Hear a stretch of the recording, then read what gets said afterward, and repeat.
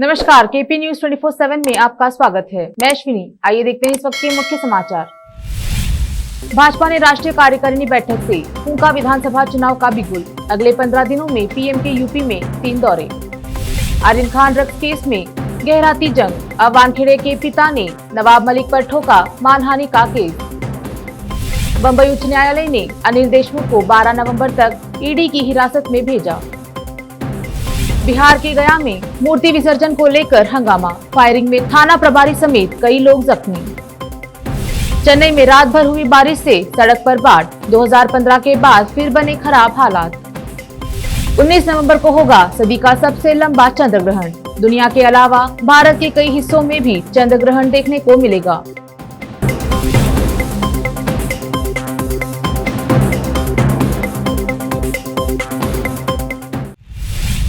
अब समाचार विस्तार से।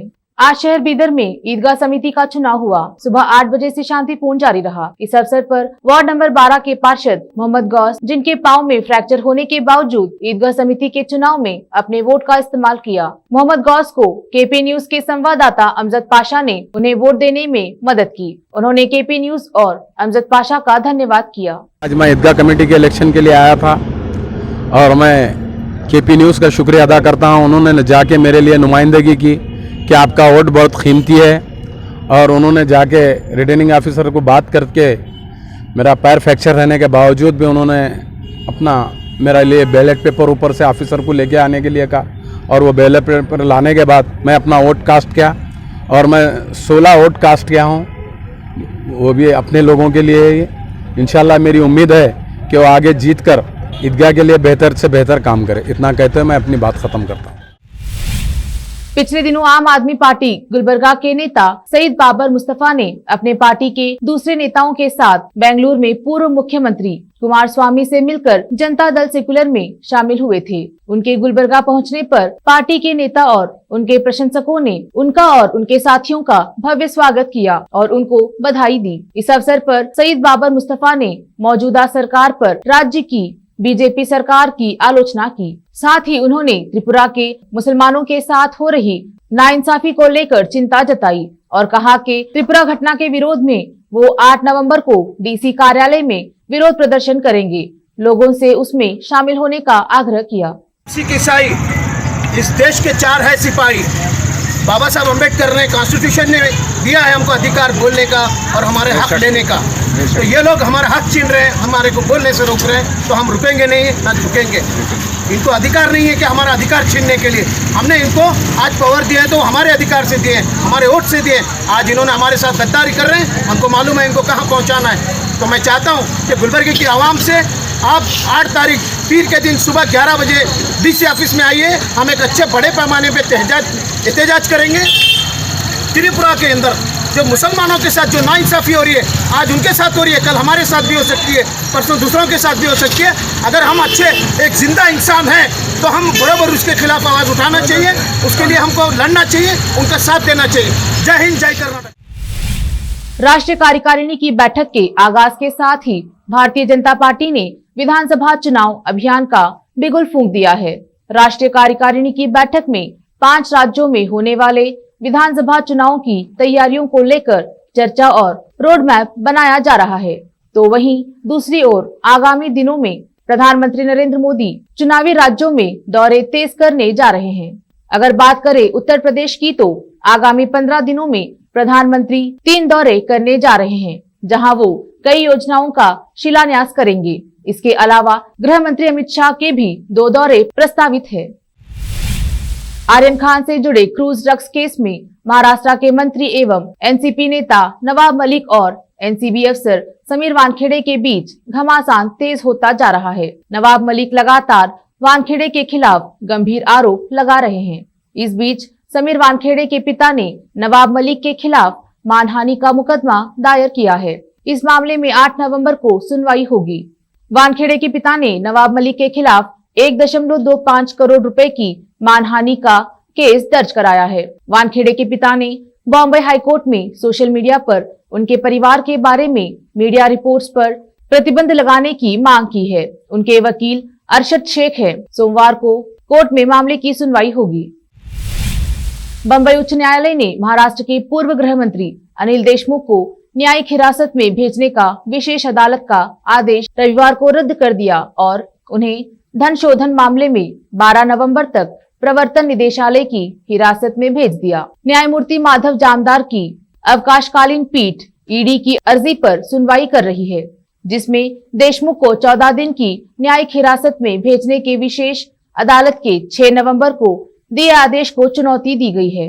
देशमुख के वकील विक्रम चौधरी और अनिकेत निकम ने अदालत को बताया कि वे याचिका के तथ्यों और इसके गुण दोष के आधार पर उसका विरोध कर रहे हैं। वकीलों ने कहा कि राष्ट्रवादी कांग्रेस पार्टी के नेता ईडी की पूछताछ में सहयोग कर रहे हैं। इसके बाद अदालत ने देशमुख को 12 नवंबर तक ईडी की हिरासत में भेज दिया।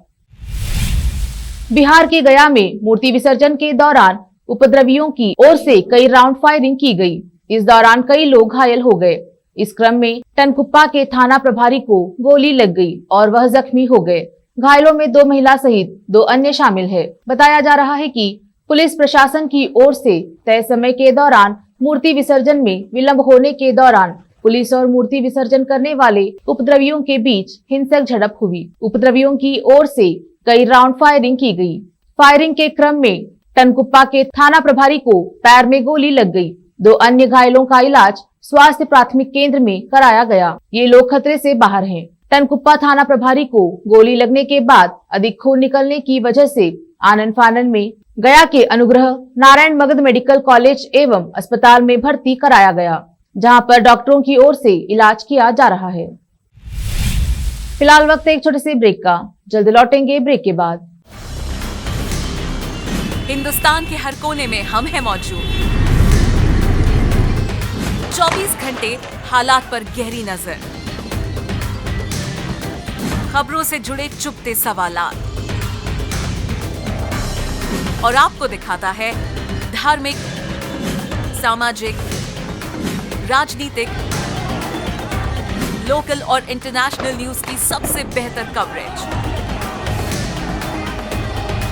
जो आपको रखती है हर पल बाखबर। देश और दुनिया भर की खबर के लिए देखते रहें केपी न्यूज 24/7। शिक्षा एक बहुमूल्य वरदान है। इसे अच्छे और बेहतर वातावरण में प्राप्त की जाए तो और भी अमूल्य हो जाती है। बीदर शहर में ऐसे ही बेहतर वातावरण और बच्चों की अच्छी शिक्षा का एकमात्र केंद्र है VK international primary high school and degree BEd college. विशेषज्ञ और समक्ष शिक्षकों द्वारा प्राथमिक, हाई स्कूल और डिग्री व बीएड की शिक्षा प्राप्त करने के लिए आज ही दाखिला लें। आपको बेहतर शिक्षा के साथ साथ सुखद वातावरण प्रदान करने वाला first time in Bidar history powered by lead school VK international primary high school and degree BEd college. विशाल क्लासरूम्स, विशाल और सुखद अनुभव देने वाला मीटिंग हॉल की व्यवस्था। सेक्रेटरी डॉक्टर दिलीप कुमार कमठाने की देखरेख में और वैजनाथ कमठाने की अध्यक्षता में चलाए जाने वाला और शांत वातावरण और सुहाने पर्यावरण में शिक्षा प्रदान करने वाला शैक्षणिक केंद्र VK international primary high school and degree BEd college, Vidyanagar, Bidar. Phone numbers 8550001972। Break के बाद आपका स्वागत है। देखते हैं आगे के समाचार। चेन्नई और उपनगरीय इलाकों में रात भर भारी बारिश हुई, जो अब भी जारी है, जिससे जगह जगह जल जमाव हो गया है। इस बीच चेन्नई के 2 जलाशयों से पानी छोड़े जाने की तैयारी के बीच अधिकारियों ने रविवार को लोगों को बाढ़ की चेतावनी जारी की। अधिकारियों ने बताया कि चेन्नई शहर में पीने के पानी की महत्वपूर्ण स्रोत के रूप में काम करने वाले चेम्बरमबक्कम और पूझल जलाशयों में भरे बारिश के अतिरिक्त पानी को बाहर निकालने के लिए इन्हें खोला जाएगा। शुरुआती बाढ़ की चेतावनी जारी करते हुए राज्य जल संसाधन अधिकारियों ने कांचीपुरम और तिरुवल्लुर के जिलाधिकारियों को निचले इलाकों में रहने वाले लोगों को वहां से निकालकर उन्हें सुरक्षित स्थानों पर पहुंचाने की सलाह दी है। कुछ लोगों का कहना है कि शहर में 2015 के बाद अब भारी बारिश हुई है। 19 नवंबर को इस सदी का सबसे लंबा चंद्र ग्रहण देखने को मिलेगा। पृथ्वी सूर्य और चंद्रमा के बीच से गुजरेगी, जिससे चंद्रमा की सतह पर एक छाया बन जाएगी। इस मुद्दे पर नासा ने कहा कि पूर्ण चंद्र ग्रहण दोपहर 1:30 के बाद चरम पर होगा, जब पृथ्वी सूर्य की किरणों से पूर्णिमा का 97% भाग छिप जाएगा। ऐसा पहली बार होने जा रहा है। 19 नवंबर का लोग बेसब्री से इंतजार कर रहे हैं। इस शानदार खगोलीय घटना के दौरान चंद्रमा लाल रंग का हो जाएगा।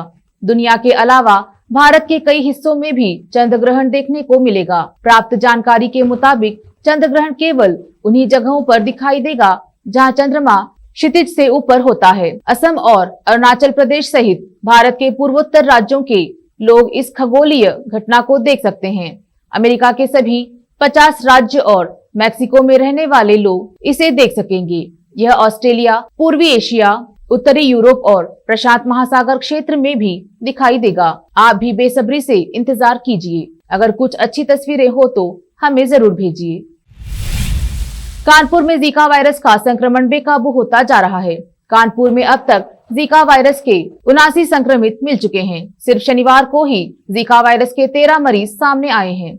इन संक्रमितों में 6 बच्चे और 3 महिलाएं शामिल है। जीका वायरस के बढ़ते मामलों को देखने के बाद अस्पताल को अलर्ट पर रखा गया है। वहीं अस्पताल में जीका वार्ड भी बना दिया गया है, जिससे मरीजों के आने पर तुरंत उनका इलाज किया जा सके।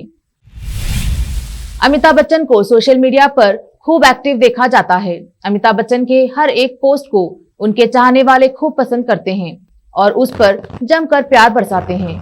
इसी क्रम में अमिताभ ने कुछ खूबसूरत थ्रोबैक तस्वीरें अपने ट्विटर अकाउंट पर शेयर की हैं, जिसे हर बार की तरह इस बार भी लोग खूब पसंद कर रहे हैं। बता दें कि अमिताभ बच्चन को इंडस्ट्री में 52 साल हो गए हैं और इस खास मौके पर उन्होंने अपनी पहली फिल्म सात हिंदुस्तानी की कुछ थ्रोबैक फोटो शेयर की हैं। अमिताभ बच्चन अपने ट्विटर अकाउंट पर सात हिंदुस्तानी के टाइम की 2 तस्वीरें शेयर करने के साथ लिखते हैं, 15 फरवरी 1969 को पहली फिल्म सात हिंदुस्तानी साइन की थी, जो 7 नवंबर 1969 को रिलीज हुई थी। आखिर में फिर एक बार देखते हैं मुख्य समाचार।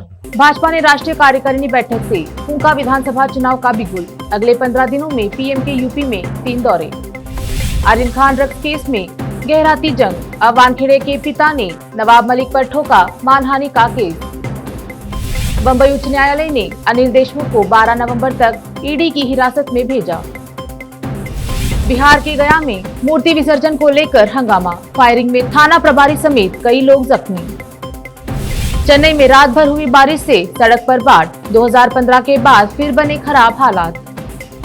19 नवंबर को होगा सदी का सबसे लंबा चंद्र ग्रहण। दुनिया के अलावा भारत के कई हिस्सों में भी चंद्र ग्रहण देखने को मिलेगा।